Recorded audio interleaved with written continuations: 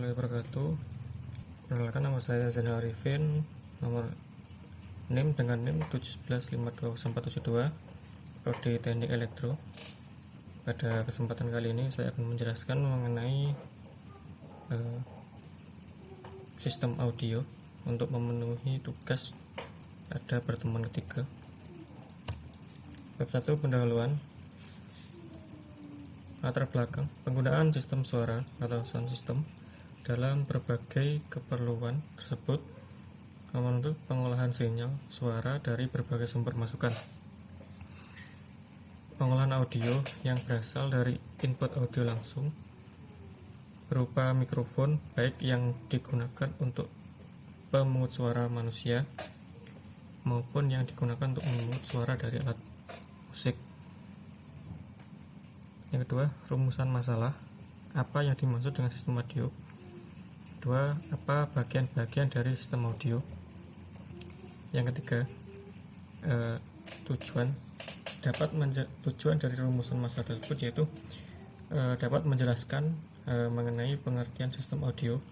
Yang kedua, dapat menjelaskan bagian-bagian sistem audio. Yang keempat adalah manfaat bagi mahasiswa. Makalah ini diharapkan dapat bermanfaat bagi mahasiswa sebagai referensi belajar dan memberikan informasi tentang sistem audio bagi penyusun. Manfaat penelitian ini bagi penyusun yaitu dapat memberikan pengalaman cara penyusunan sebuah makalah serta menambah wawasan tentang sistem audio. Bab 2, pembahasan. Audio system adalah kumpulan seperangkat untuk menggerakkan suara dari sumber suara. Perangkat ini memiliki bagian-bagian yang memiliki fungsinya masing-masing. Ada input transducer, audio processor, additional, dan output transducer. Bagian-bagian dari sistem audio yaitu input transducer, audio processor, additional, dan output transducer.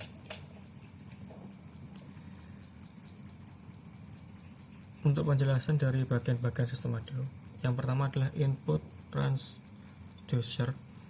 Bagian ini berperan sebagai penangkap sinyal suara dari sumber suara, lalu suara tersebut diteruskan ke sound system. Perangkat yang masuk dalam kategori input transducer salah satunya adalah mikrofon. Suara yang masuk ke mikrofon kemudian diubah menjadi sinyal dan masuk ke dalam audio processor melewati perangkat tambahan apabila digunakan, baru kemudian keluar dari output transducer yang akhirnya dapat didengar oleh banyak dengan suara yang lebih nyaring. Yang kedua adalah audio processor, merupakan lanjutan dari input transducer. Alat yang merupakan audio processor adalah mixer dan power ampli. Jadi setelah menyiapkan mikrofon, disambungkan ke mixer atau power ampli agar suara yang masuk bisa diolah untuk kemudian diarahkan ke perangkat selanjutnya. Perangkat tersebut dapat berbentuk perangkat tambahan additional seperti equalizer ataupun langsung ke output transducer yang dapat berubah ke loudspeaker. Jadi audio processor terdiri dari dua, mixer sound system, kemudian power amplifier. Mixer audio adalah sebuah peralatan sound system untuk mencampur dua atau lebih channel audio input menjadi satu kesatuan sistem penyuaraan. Dalam penggunaan yang profesional, orang teknik menyebut professional audio mixing console. Kadang ada yang menyebut mixer audio. Yang kedua adalah power amplifier. Adalah sebuah alat yang digunakan untuk mengubah sinyal dari input amplitudo rendah menjadi sinyal keluaran dengan amplitudo yang relatif tinggi. Kemudian frekuensi yang sama, sinyal keluaran diperkuat biasanya berupa suara audio analog. Amplifier berfungsi untuk menguatkan sinyal audio setelah mengalami proses. sinyal yang diterima akan dikuatkan untuk kemudian diumpankan ke loudspeaker. Jenis-jenis power amplifier.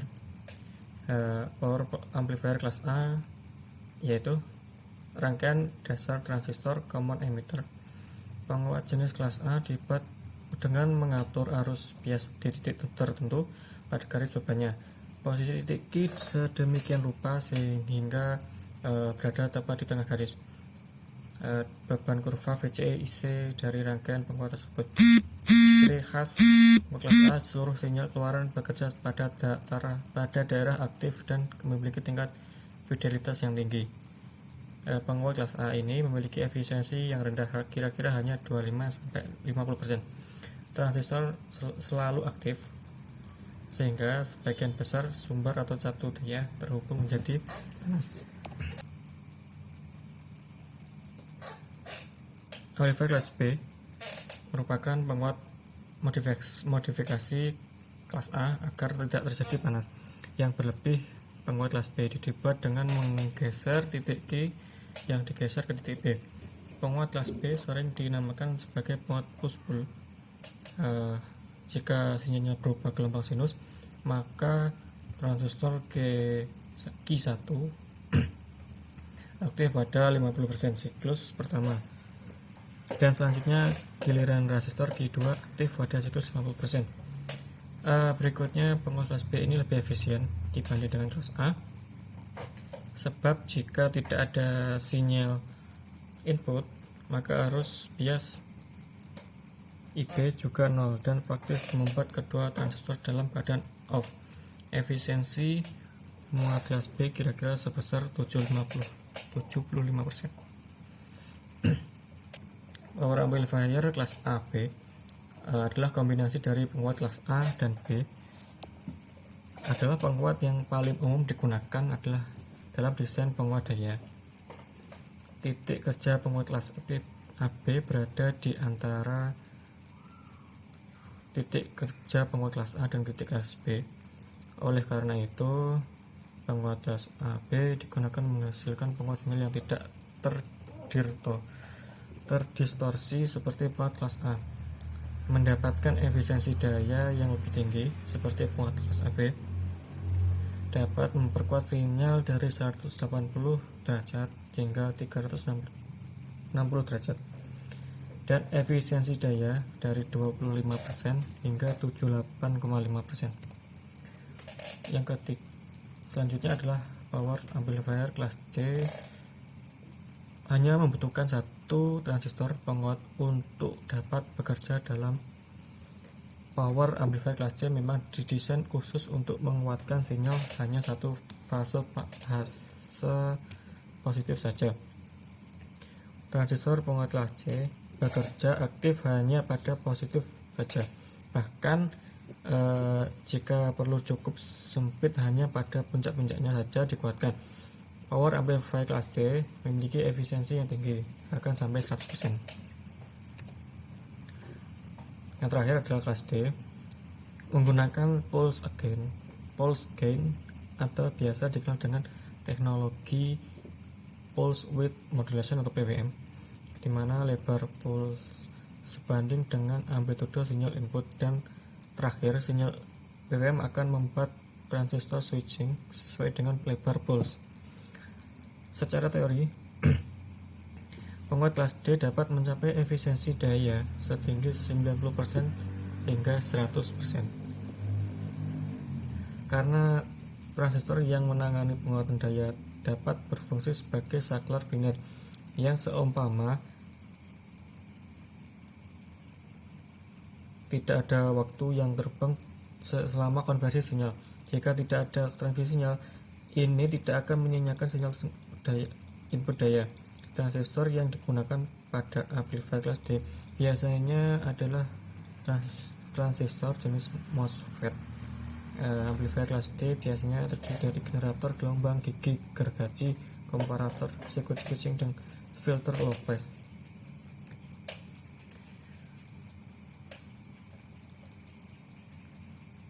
Yang ketiga dari bagian sistem audio itu auditional. merupakan perangkat tambahan. Pada dasarnya, tanpa perangkat tambahan pun sound system sudah bisa berjalan. Namun, dengan adanya perangkat tambahan, suara akan masuk dan keluar dapat diatur frekuensinya agar terdengar lebih seimbang. Penggunaan efek suara pada tambahan ini juga diperlukan pada kondisi-kondisi tertentu untuk akses hiburan, untuk menutupi suara yang tidak diperlukan noise. Ada 5 macam tambahan dalam sound system audio, yaitu equalizer, audio kompresor, crossover audio, distributor, dan sound effect. Perangkat tambahan additional yang pertama adalah equalizer. Equalizer adalah alat untuk menyesuaikan keseimbangan antara frekuensi dalam sinyal elektronik dan memeratakan frekuensi. Prosesnya disebut dengan equalisasi. Equalizer dioperasikan dengan cara memperkuat dan melemahkan pita frekuensi tertentu atau disebut frekuensi range, sehingga ditemukan pemerataan suara yang pas seperti yang diinginkan. Yang kedua adalah audio kompresor, sebuah alat yang termasuk dalam kategori gain base. Pada unit kompresor, parameternya menggunakan satuan desibel. Kompresor berguna untuk membuat sinyal lebih rata dan stabil, tidak terlalu naik atau turun, sehingga fungsi utama dari kompresor adalah untuk mengurangi dan menambahkan dynamic range yang berlebihan atau kurang. Setiap dynamic range di level kekerasan suara itu berbeda. Ada yang terlalu keras dan lemah pada setiap bagian lagu. Yang ketiga, crossover. Crossover adalah alat yang digunakan untuk memisahkan sinyal suara berdasarkan range atau frekuensi pada output amplifier menuju speaker. Tujuannya untuk membuat suara yang dihasilkan dapat terdefinisi dengan jelas, dan juga untuk mengamankan speaker dari kerusakan akibat tidak sesuai respon frekuensi yang diberikan. Yang kedua adalah audio distributor. Adalah sebuah alat aksesoris yang bertugas untuk membagi sinyal audio kemudian diteruskan ke unit perangkat lainnya. Audio distributor amplifier juga bertugas untuk menguatkan sinyal sebelum diteruskan ke perangkat lainnya, sehingga sinyal audio tersebut dapat berkurang karena arus banyak bercabang. Yang terakhir adalah alat sound effect. Ini berguna untuk membuat efek-efek suara elektronik artifisial dan sound effect secara live dari mikrofon Anda. Biasa digunakan untuk broadcast dan streaming secara live di berbagai platform seperti YouTube, Twitch, dan lainnya. Yang keempat dari sebagian sistem audio, yaitu setelah input transducer terpasang pada audio processor, kemudian bisa disambungkan lagi dengan output transducer yang dapat berupa loudspeaker, speaker, ataupun horn drive. Inilah perangkat yang dianggap sebagai hasil akhir dari proses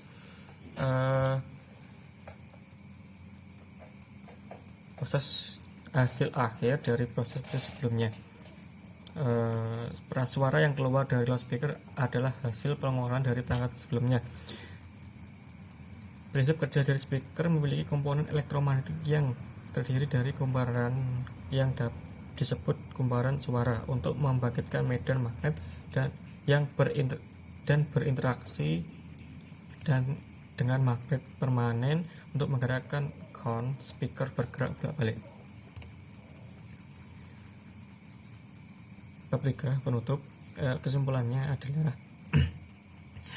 audio sound system adalah kumpulan seperangkat untuk mengeraskan suara dari sumber suaranya. Perangkat yang digunakan mempunyai fungsi yang berbeda-beda dalam sistem audio. Sistem audio terdiri dari transducer, kemudian audio processor, additional atau tambahan, dan output transducer. Input transducer pada sistem audio sebagai perangkat yang menerima suara dan dari sumber suara. Perangkat ini adalah mikrofon. Audio processor pada sistem ini memberikan proses atau memfilter suara agar terdengar nyaman di telinga. Kemudian additional adalah merupakan perangkat tambahan suara yang masuk akan dan keluar dapat diatur frekuensinya agar terdengar seimbang. Output producer transducer pada sistem audio yang yaitu speaker yang bekerja mengeluarkan suara yang telah diproses di audio processor. Sarannya, berdasarkan uraian pada makalah, penulis memberikan saran untuk kemampuan pembuatan makalah ini antara lain memperbanyak referensi cara membuat makalah agar tidak terjadi kesalahan dalam menuliskan kata. Kemudian membaca dan memahami isi makalah agar mudah dan menarik kesimpulan. Memperbanyak referensi sumber ilmu pengetahuan agar mudah dalam mengambil data. Mungkin itu penjelasan dari saya. Mungkin ada kurang lebih, saya mohon maaf. Wassalamualaikum warahmatullahi wabarakatuh.